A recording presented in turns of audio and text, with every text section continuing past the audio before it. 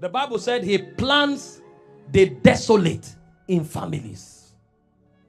When you find a fruitful man, he is productive in family, productive in relationships. When God begins to help you, one of the ways you will know is the quality of your association. Either he makes those around you to become mighty, or he brings you to the company of the mighty. That's why both Gentiles come and kings come. It's a sign that you have risen. Because when you see them come, it means there's brightness coming out of you.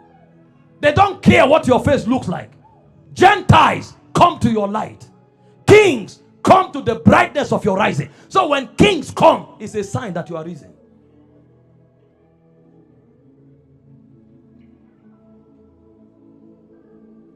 And so one of the ways God will make you fruitful is your relationships. A point comes in your life where even if you are overpowered by warfare, you know more than 5 people that you can call.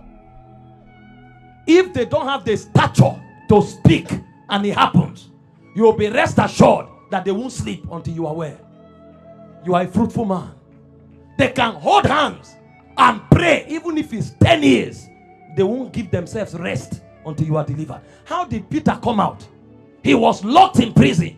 The man was tired because Herod stretched his hand and slew James. And when he saw that he pleased the Jews, Acts 12, 1-5, he went for Peter. So the opposition was fierce. Peter was tired. While he was in prison, the guy was fed up. He laid down. They should do whatever they want. But the Bible says no. Prayer was made of the church for him. There are men that will not rest until you shine. They will pray out their liver until God moves you. It's a sign. You don't become fruitful first with money. You become fruitful with quality covenant relationships. I told you about David. There are certain men that if a fly touch you, everything they have saved for their lives, they can give it up to ransom you. David said, I desire to drink water from the well that is in the sepulchre, that is in the sepulchre of Rachel, that is in the garrison of the Philistine. Why will you desire to drink water from there? What is in that water that you are looking for? You are saying the water is in a garrison. Why will you want to drink there? But so long as he desired it, the Bible says 3 men had it. The army won't permit it. Even David won't permit it. But they said they put their lives in jeopardy. That means the taste of David was more important to them than their lives. I'm talking fruitfulness. Men don't become fruitful just by having money. If money is all you have, you are still a poor man. You think the wealthy, the mighty, their first point of contact is money, is connections. That's why those who don't have spirit, when they have money, they use it to buy connection. Because connection is a stronger guarantee than money.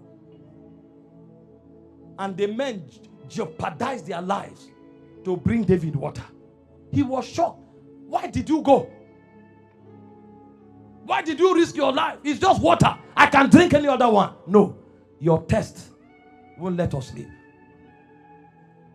No wonder the Bible said the host of David became like the host of God. There are men that God will bring into your life. Just mention your vision. The moment it comes out of your mouth, it's their duty to bankroll it. This is how great vision thrives. The Bible speaks of valiant men whose heart the Lord has touched. You think visions thrive like that? When Moses wanted to build God a house, God desires that the tabernacle be built. If you have gold, silver, purple garment, purple linen, bring it. The Bible said they brought wealth until Moses began to announce, we have more than enough. Don't bring again. When David wanted to build God a house, The Bible said the mighty men of David. You needed to see the silver, the gold that they were bringing. When dollar was still about 150 naira, we did the calculation, it was over $18 billion. But now dollars is over 1,500. So you do the math. He just mentioned. I'm telling you, see, somebody, you will come into fruitful and productive relationships. It's not this one that people are gossiping you, envying you everywhere. See, there is a place for that. Influence covers for that one. Because God prepares a table for you in the presence of your enemies. That's one level. But there's another level where those who follow you are willing to die for you, whether you are present or absent. That was one of the greatest gifts that Jesus had. All his disciples, the only one who went back was because of prophecy. And Jesus said it. It was the son of perdition. And it was so that scriptures can be fulfilled. When he left, all the disciples were killed. Apart from John, who was carried. No one said, wait, let me think about it. In fact, church history told us, when they wanted to kill Peter, this was a man with wife and children. He didn't say, wait, let me write a love letter to my wife. He's not an irresponsible husband. But there was something else burning in his spirit. My love for my master. My connection, my loyalty, my fidelity. What did Jesus do to him? And he said, when you crucify me, don't put me up like my Lord. Turn me upside down. The guy wasn't praying, deliver me. It's an honor to be crucified for you. But I can't be crucified like you. Even John died. Because although we didn't know how he ended, but they told us that they threw him into boiling oil. He didn't change his mind. Tied him to a caravan. Threw him around the city. He didn't change his mind. So when you talk about blessings, when you talk about fruitfulness, if you will count God and count the quality of your relationships. Every other thing comes from there. I pray for someone. From today, God will surround you with men that have not just the capacity, but the heart to stand with you. Not just in your glory, but even in your crisis. When Saul was pursuing David, his men didn't go back. David was behaving as a madman. They followed him and behaved like that. David was being hunted. They followed him. And in fact, they were mighty. But because David said, we won't fight this man, all of them surrendered their bows. Nobody argued with David. Let's go to war. The loyalty was intact. One of those occasions, when David came to tear the skirt of Saul, Abishai said, I will strike once. I won't strike him twice. He won't come alive. Once. So they had such men. Hope you know, David killed one giant. 4 of his men killed 4 other giants. Because Goliath had 4 brothers. There were 5 giants of God. So he was not the only giant killer. There were other giant killers. In fact, when David was old, the Bible said he went to war. And one of Goliath's nephew, who had also grown to become a giant, came with a spear that weighed 300 shekels to slaughter David. Ishnobob was the name of the giant. And the Bible said one of his mighty men, oh my God, the guy entered the battle. When he saw that David was weak, Abishai entered the battle and he pushed David aside, wielded the sword. When he slew the giant, he turned to David and said, from today, you will not go to battle again. Else the light of God in Israel goes out. We will fight your battles. We will fight. I'm talking about fruitfulness. That men will rise and tell you, sir, we will fight your battles. That's the meaning of our lives. This is how warriors rise in this kingdom. This is how giants emerge. I prophesy over you the grace that will surround you with honorable men, mighty men. Let it come upon you now. When you leave this meeting, go and read 1st and 2nd Samuel to understand what I'm talking about. When David was in Gilgal, the Bible said mighty men came to him. You needed to see their description. It says some were of the children of the Gadites. It said their faces were as lions. Men that had capacity. They were like, they had strength of beasts. It spoke of some of them. It said they move on the mountains like gazelles. They can sneak behind enemy lines and defeat the enemy unawares. They shot the arrow with the left, shot with the right. And they said they were men of renown, mighty, who could go to war. So David can sleep, kingdom is advancing. How did you think he fought 66 battles?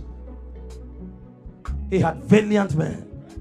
In your career, in your ministry, in your business, may valiant men appear.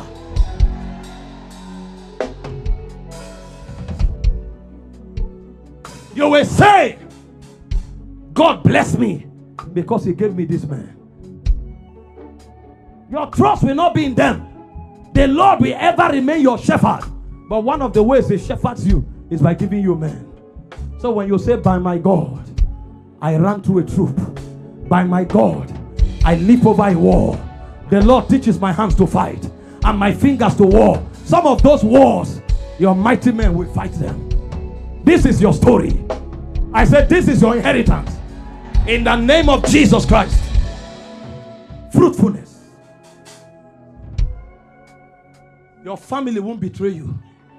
No. God will raise men for you from among them. Areas of fruitfulness. Please sit down. Number 7. In the area of prayer and faith. When God wants to make you fruitful, he gives you an insatiable appetite to pursue after him. And he gives you a dogged conviction to be able to believe his promises. Because, see, you can't even be fruitful unless God helps your orientation. What do we know? The biggest things we value are mundane. It's God that will show you the real wealth. Even in the natural. How much can you ask God for? We are like children who ask their parents for chocolate. Give me chocolate, give me toy. That's what we ask for. It's God himself that will teach you. Isaiah 48:17, he said, I am the Lord that teacheth you to profit. So even your vision will be narrow, except as God amplifies it. How many people knew that one man can run a global vision? Until Jesus came and said, you will be witnesses unto me in Jerusalem, in Samaria, in Judea, in the uttermost part of the earth. You mean individuals can go as far as the uttermost part of the earth? Yes. Who told Abraham that it was possible for a man to birth nations and to be a blessing to nations? Was he not God? Genesis 12 from verse 1 to 3.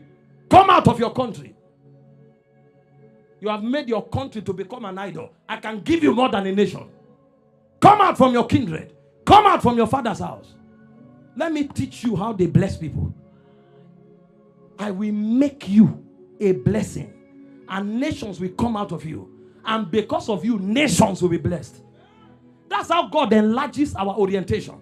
When Abraham couldn't see it, Genesis 13:14, he told him, look up.